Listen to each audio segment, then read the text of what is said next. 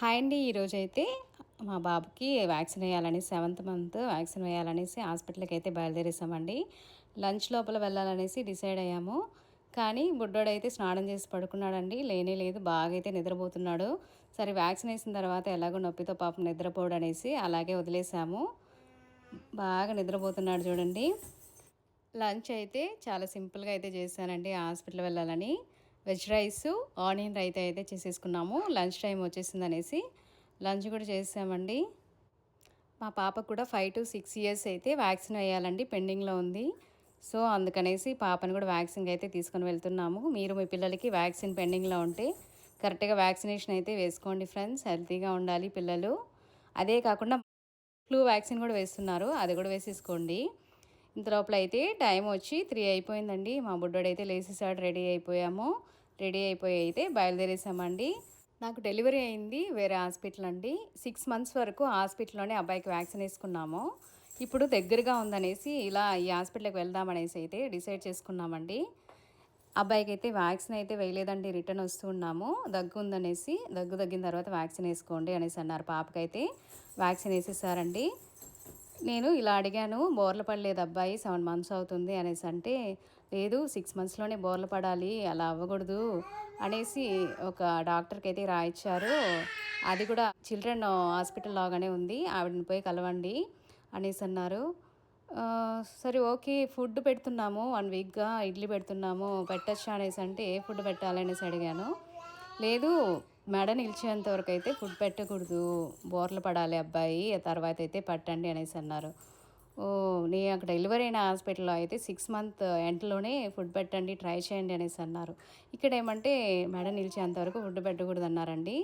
నాకైతే ఒకలాగా అయిపోయింది. సరే ఏం చేద్దాము, డెలివరీ అయిన చోటికే వెళ్దాము అనేసి అయితే డిసైడ్ అయిపోయినాము. దగ్గు తగ్గిన తర్వాత అక్కడే పోయి వ్యాక్సిన్ అయితే వేసేసుకుందాం అనేసి అనుకున్నామండి. మీకు దీని గురించి ఐడియా ఉంటే కామెంట్ చేయండి ఫ్రెండ్స్. మేము పిల్లలకి మూడో నెలలోనే మెడలో అయితే ఆంజనేయ స్వామి తాయెత్తు ఇస్తామండి. అదేవిధంగా మొలతాడులో అయితే పిల్లలు పుడతానే బొడ్డు రాలుతుంది కదండి, ఆ బొడ్డు ఎత్తి ఈ విధంగా మొలతాడులో అయితే అమ్మవారికి చెల్లించి అయితే వేస్తాము. కిర్తిక మంచి రోజు బాగుందనేసి అమ్మవారి గుడికి వెళ్ళేసి మా వారైతే తాయెత్తులో అయితే బొడ్డు వేసుకునేసి అమ్మవారికి చెల్లించుకొని వచ్చారు.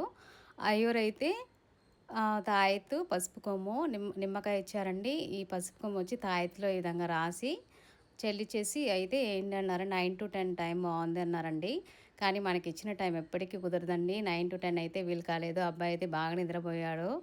సో, దానివల్ల 1:30కి అయితే ఈ విధంగా పొగ పట్టేసి చెల్లిచ్చేసి 1:30 అయిన తర్వాత అన్నం వేసి చెల్లించుకునేసి అబ్బాయికి అయితే తాయెత్తు వేయని అయితే రెడీ అయిపోయినామండి. మొలతాడు ఉంది కదా, అందులోనే తాయెత్తు వేయని స్టార్ట్ చేశారు మా వారు.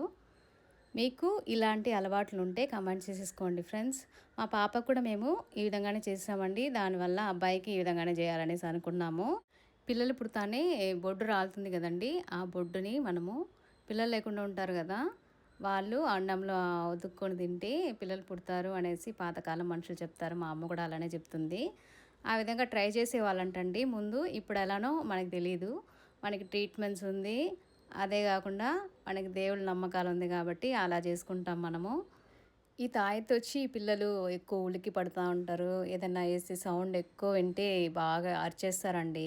బయట వెళ్ళినప్పుడు గాలి చేష్టలు అలాంటివి రాకుండా ఉండేదానికి ఈ విధంగా తాయెత్తులు అయితే కట్టొచ్చండి. కిర్తిక్ అయితే మేము అన్నమేసి చెల్లిస్తామండి. కాయలన్నీ వేసి సాంబార్ పెట్టి క్యాప్సికము, కారమణి వచ్చి తాలింపు చేశానండి. సింపుల్గా అయితే చేస్తానండి. సండే జూలై 20 చెన్నైలో ఎవ్రీ ఇయర్ వచ్చి మారథాన్ జరుగుతుందండి. మారథాన్ అంటే మీకు ఐడియా ఉంటే కమెంట్ చేసుకోండి ఫ్రెండ్స్. మారథాన్ అంటే రన్ చేసే వాళ్ళకండి. రన్నింగ్ అంటే హాఫ్ అన్ అవర్లో 10 కిలోమీటర్స్ వరకు ఫాస్ట్గా రన్ చేసే వాళ్ళైతే విన్నర్స్ అవుతారు. అదేవిధంగా వాక్ చేసే వాళ్ళైతే రన్నర్స్ అవుతారండి. మా ఆయన కూడా ఇందులో పార్టిసిపేట్ చేశారు, రన్నర్ అయ్యారండి. ఖచ్చితంగా ప్రతి ఒక్కరూ రోజుకి ఒక అరగంటన్నా వాక్ చేసేలాగా చూసుకోండి ఫ్రెండ్స్. వాక్ చేస్తే మన హెల్త్ అనేది చాలా బాగుంటుంది. అందరూ హెల్తీగా ఉండాలని కోరుకుంటున్నానండి. Thanks for watching.